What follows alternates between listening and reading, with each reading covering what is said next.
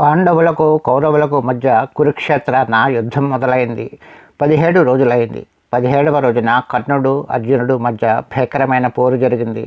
చివరకు అర్జునుని బాణాల తాకిడికి కర్ణుడు తీవ్రంగా గాయపడి నేల కొరిగాడు.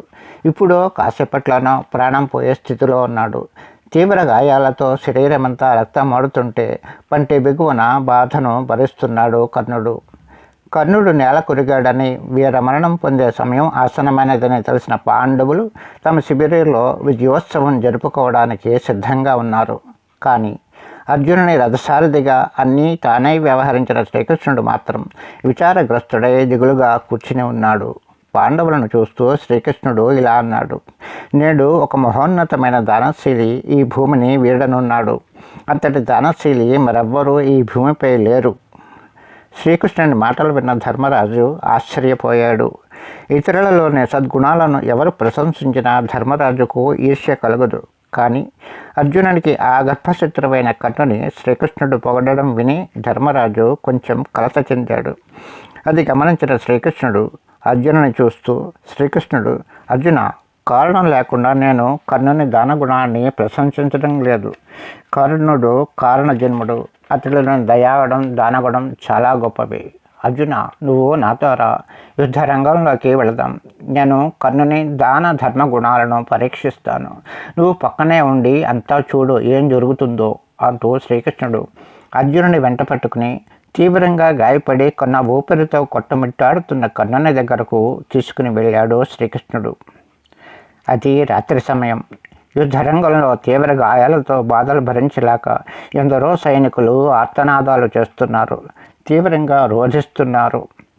ఒక పక్కన గుడ్లగూపలు వాలుతున్నాయి, మరో పక్కన చచ్చిన శవాలను పీక్కుని తినడానికి నక్కలు చేరుతున్నాయి. చిమ్మ చీకటి. ఆ అంధకారంలో రక్తమోడుతున్న శరీరంతో చీకటిలో సూర్యునిలా ప్రకాశిస్తున్నాడు కర్ణుడు.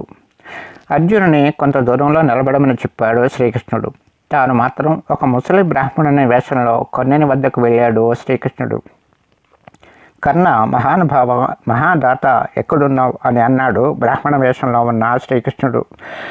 బ్రాహ్మణుని ఆ మాటలు విని, ఎవరు మీరు? ఇప్పుడు నాతో ఏం పని ఉందని వచ్చారు అని అడిగాడు కర్ణుడు.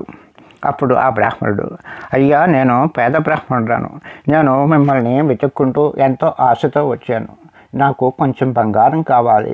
ఎక్కువ బంగారం అక్కరలేదు, కనీసం వేరుశనగ గింజంత బంగారం ఇచ్చినా చాలు అన్నాడు బ్రాహ్మణ వేషధారి శ్రీకృష్ణుడు. బ్రాహ్మణుడు బంగారం దానంగా అడగగానే కర్ణుడు ఆలోచించాడు. తన దగ్గర దానం చేయడానికి బంగారం ఉన్నదా లేదా అని జ్ఞాపకం తెచ్చుకున్నాడు. అప్పుడు కర్ణునికి గుర్తుకు వచ్చింది, తన నోటిలోని దంతాలలో ఒక దంతం బంగారు దంతం అని. తీవ్ర గాయాలతో బాధపడుతూనే కర్ణుడు తన శరీరం పక్కనే పడి ఉన్న అమ్ముల పొదిలోంచి ఒక బాణం తీశాడు. ఆ బాణంతో తన శక్తిని అంతా ఉపయోగించి తన నోటిలోని బంగారు పున్నను ఊడబీకి తీశాడు కర్ణుడు. దానిని ఆ బ్రాహ్మణునికి ఇస్తూ, తీసుకోండి, ఈ బంగారు పున్న తప్ప నా వద్ద ఇంకేమీ లేదు. నన్ను ఏం కావాలని, ఏది కావాలని ఎవరు వచ్చి అడిగినా ఇవ్వడమే కానీ వట్టి చేతులతో నేను వారిని పంపలేదు. నా అందు దయ ఉంచి కొంచెమైనా కానీ ఈ బంగారు పన్నును దానంగా స్వీకరించండి అన్నాడు కర్ణుడు. అప్పుడు ఆ బ్రాహ్మణుడు ఇలా అన్నాడు: రక్తంతో తడిసిన ఈ బంగారు పన్ను నాకు వద్దు, నేను తీసుకోను అంటూ అక్కడి నుండి వెళ్ళిపోవడానికి సిద్ధపడ్డాడు. కర్ణుడు బాధపడుతూ, బ్రాహ్మణోత్తమ, ఒక్క క్షణం ఆగండి, ఈ బంగారు పన్నుకు అంటిన రక్తాన్ని కడిగి మీకు ఇస్తాను అన్నాడు కర్ణుడు. నేల మీద అతి కష్టంగా పాకుతూ ముందుకు వెళ్ళి కొంచెం దూరంలో పడి ఉన్న తన ధనుస్సును, బాణాలను అందుకున్నాడు. ఎంతో కఠోరమైన శ్రమతో శరీర బాధను అనుభవిస్తూ విల్లును ఎక్కిపట్టి బాణాన్ని సంధించాడు కర్ణుడు. వరుణాస్త్రం ప్రయోగించాడు. ఆ వరుణాస్త్ర ప్రభావం వల్ల వెంటనే వర్షం పడడం మొదలైంది. ఆ వాన నీటిలో బంగారు దంతాన్ని శుభ్రంగా కడిగి బ్రాహ్మణునికి ఇవ్వబోయాడు కర్ణుడు. అప్పుడు బ్రాహ్మణ వేషంలో ఉన్న శ్రీకృష్ణుడు: కర్ణ, నేను శ్రీకృష్ణుడిని. నీ దానగుణం నన్ను అబ్బురపరిచింది.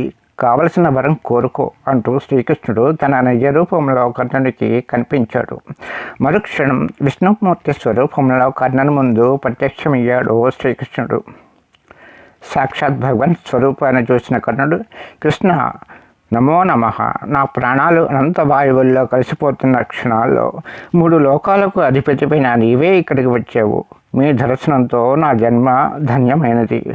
నాకు ఇది కావాలని నేను ఏ వరము అడగను అంటూ శ్రీకృష్ణుడికి నమస్కరించాడు కర్ణుడు. అప్పుడే ఆ క్షణంలోనే కర్ణుడు విగతజీవుడయ్యాడు. వీరమరణం చెందాడు. ప్రాణం పోయిన అతని శరీరం నేలపై కుప్పకూలిపోయింది. దూరంగా నిలబడి ఇదంతా చూస్తున్న అర్జునుడు కర్ణునిలోని దానగుణాన్ని, భక్తిని కన్నులారా వీక్షించి సిగ్గుతో తలవంచుకున్నాడు. దాతృత్వానికే మారుపేరుగా నిలిచిన కర్ణుడు మహాదాతగా, దానకర్ణుడిగా పేరు పొందాడు.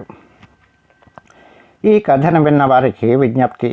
ఈ వీడియోలో మీకు వినిపించిన ఈ కథను 2 పౌరాణిక పుస్తకాల ఆధారంగా రాసి మీకు వినిపించాను.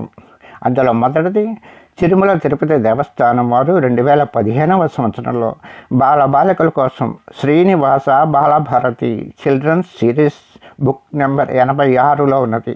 ఈ పుస్తకాన్ని శ్రీ డి రఘునాథాచార్యులు గారు రచించారు. అదేవిధంగా భాసకవి సంస్కృతంలో కర్ణభారము అనే రూపకం వ్రాయబడింది. అందులో కూడా ఈ సంఘటన ప్రస్తావించబడింది. పై 2 పుస్తకాల ఆధారంగా ఈ కథను వ్రాసి మీకు వినిపించడం జరిగింది. ధన్యవాదాలు.